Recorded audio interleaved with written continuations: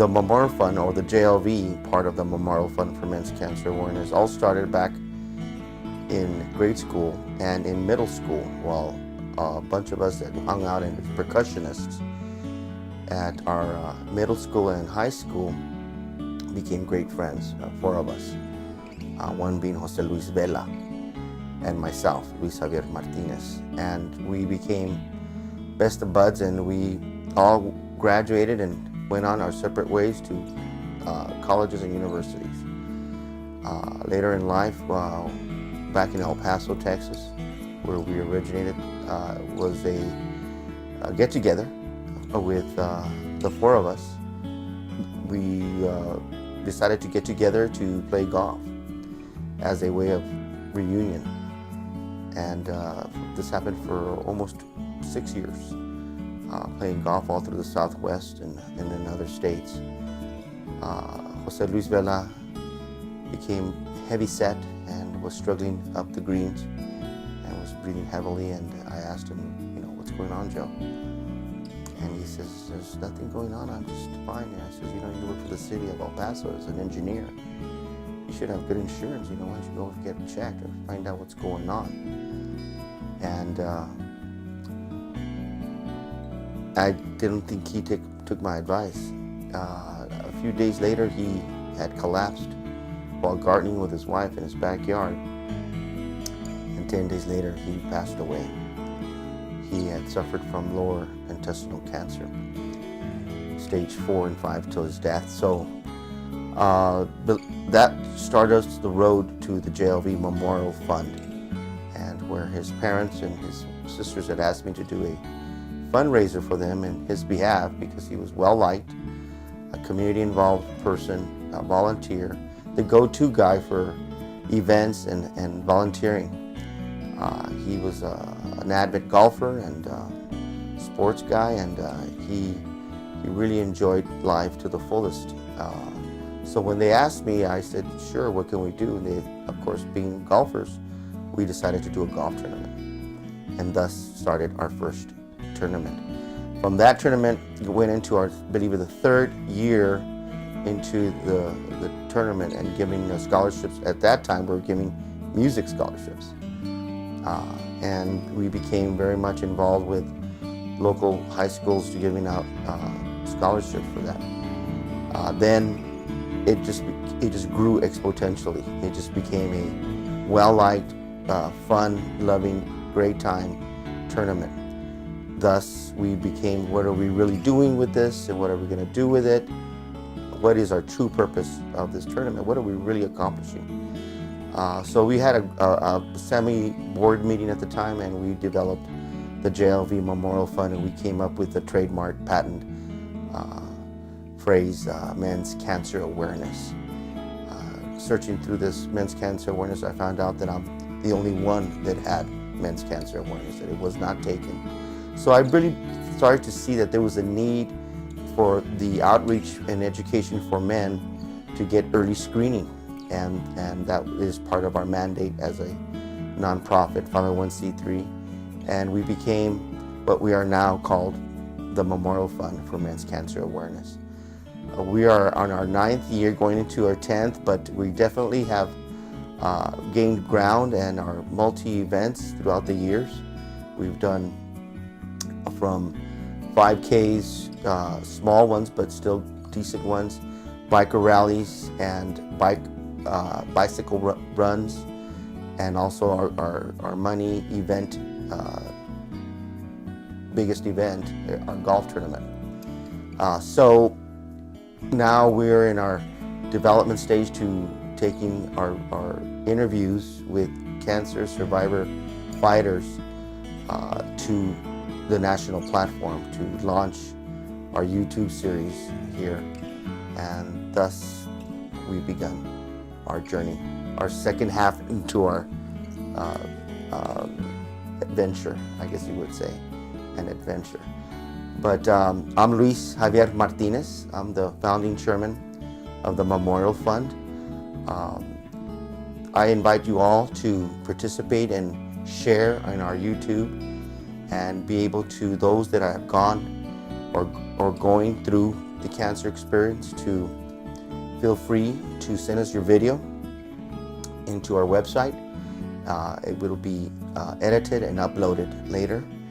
Please follow the instructions for that, but we encourage those that if you know, because we all know somebody, father, a grandfather, an uncle, a brother, a son, or a friend that has been touched, going through, or will go through the cancer experience, the Memorial Fund is for them. We definitely have an outreach for early screening. We have developed our video series to encourage those that want to tell their story and historically put it into video and launch it into our site.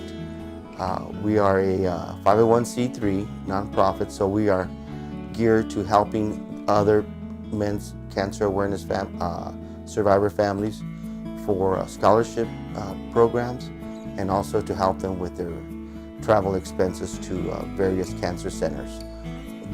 Our main one here in Texas is we send them out to MD Anderson. So I'd encourage everybody out there to help us out with this video series. We're looking forward to receiving those videos, and please enjoy our main message, which is protect guys. No, it's be aware, protect, guys get checked. In my 9 years involved and thrown into this, and I've loved it ever since because of the people I've known, and I've experienced the growth of people coming in and out of their cancer experience to help us and to speak with us and to candidly give us their story of how they first found out their symptoms. But basically, the main question is on why are we doing this is because men do not want to speak about their health issues. It is not a cultural thing. It's not a one culture bigger than the other type.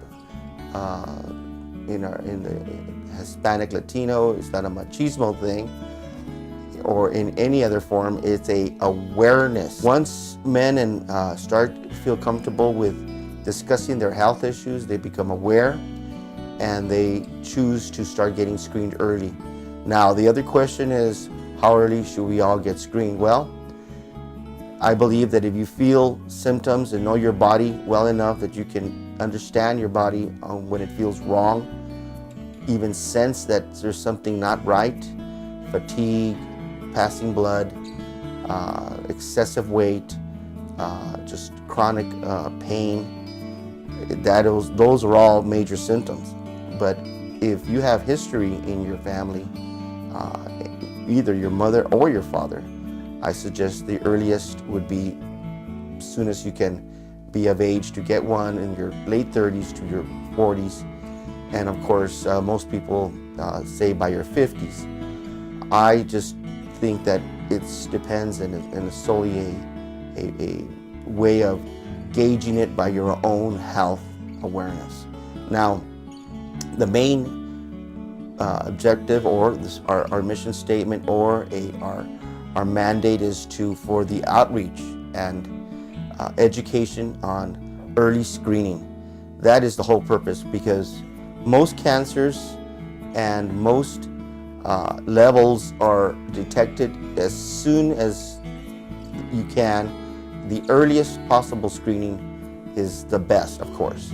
And that's what our encouragement is, that we are able to reach men to be screened early, and thus, if there is any problems, to be taken. Almost all cancers are curable if they are early screened. And those people have come to survive. We even have, in one of our video series, a stage 4, 5 cancer levels that have been recovered.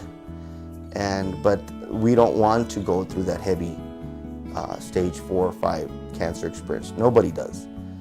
But we are definitely encouraging those that are having health issues to seek help. Most people want to say that by just receiving or taking your PSA, your prostate specific antigen, is sufficient enough. It is an indicator and does show cancer counts on some cancers. Now, there are some that need to be fully screened, which is our colonoscopies and or self-evaluators for young men for testicular. And of course, in our site, you can go in to see how to self-evaluate, how to check for breast cancer for men, skin cancer, symptoms of kidney and or bladder. On our website, we have a lot of links to what is early symptoms. And I think once a man takes control of his health and becomes aware of his health and is not waiting to be told, but takes it in his own responsibility and takes control of his health. And it helps that women help their wives or grandmas or moms or sisters or girlfriends or even just a friend can encourage them to get early screened. I definitely look forward to seeing the new interviews, and I appreciate all of you coming and taking our time to launch this new video series. I'd like to thank everybody that has been involved, and we'll see you soon. And remember, be aware, protect, guys get checked.